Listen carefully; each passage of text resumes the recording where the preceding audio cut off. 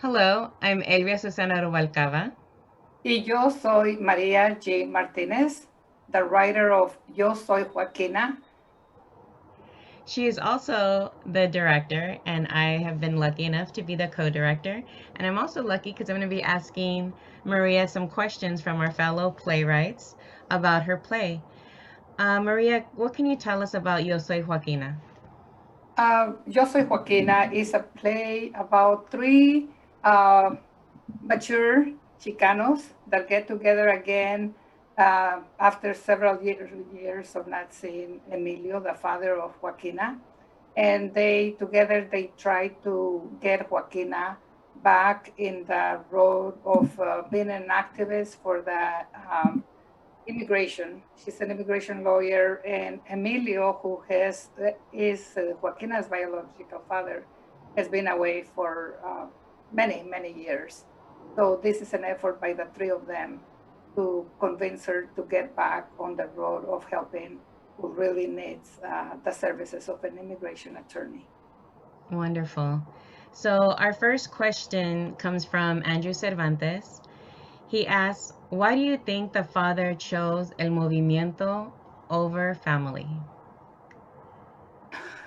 The play is based in the 70s, in the very early 70s.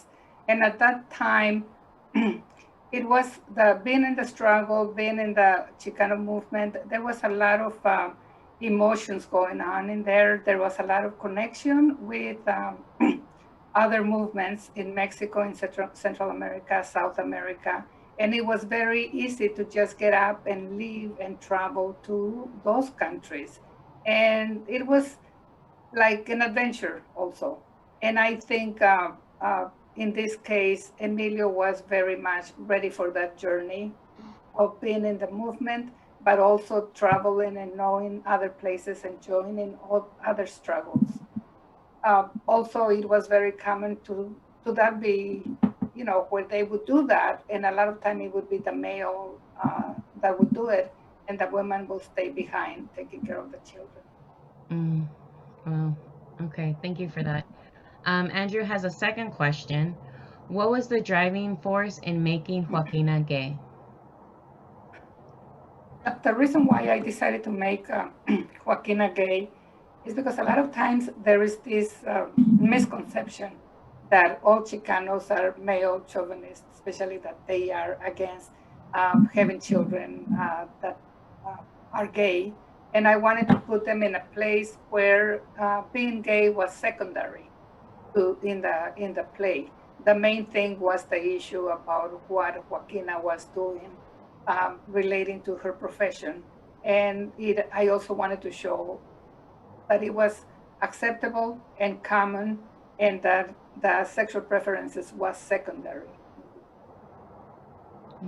Okay, wonderful.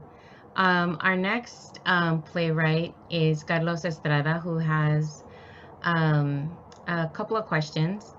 If Emilio had never fathered Joaquina, would he have been more capable as an organizer, or was he always destined for mediocrity by fighting the system from without? And Actually, oh, yeah, hmm actually, I do not believe that Emilio is mediocre. He chose a different path. In their times, they assumed that working for the government was selling out. That's why Emilio calls Angela and Robert bureaucrats, and Angela and Robert react defensively. But in reality, there are different paths to make an impact in society. awesome. Okay, great. Um, his second question was, does fighting the system from within inherently lead to co-optation, or is that a choice that must be made? Prioritizing, to me, prioritizing is essential. We all make our choices. As a bureaucrat in the city of LA, I found that I did the work and the politicians took the credit. That was fine with me. My priority was to make an impact in the community. And same with, with Robert. Emilio was very impactful and considered a leader. Uh, and he liked being recognized and admired Now, that did not make him mediocre. We have to accept that there are different paths to succeed, like the places. Great. Our last playwright, his question by Eric Silva is, do you think Emilio will follow through with trying to establish a relationship with Joaquina? Yes. I wrote this play hoping for reconciliation among older generations and their children.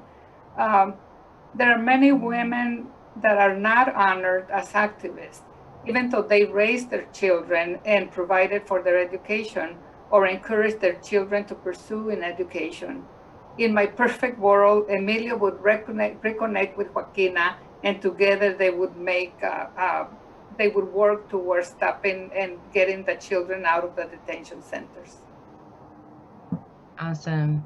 So, how would you like to, any last words about your play or about the festival that you'd like to leave the audience? Uh, First of all, I want to thank Ruben for giving us the opportunity to put this festival. And I also want to invite people to come and see it. No matter what age or what's your situation, what thinking you have, it's a historical, my play is very historical in terms of getting together people that we get to a certain age that it's time to reconcile. To me, reconciliation is very important, and I hope this brings not only history, but also the sense of working towards reconciliation amongst ourselves. Wonderful. Well, thank you so much. We'll see you on opening night on February 5th. Thank you. Thank you. Thank you.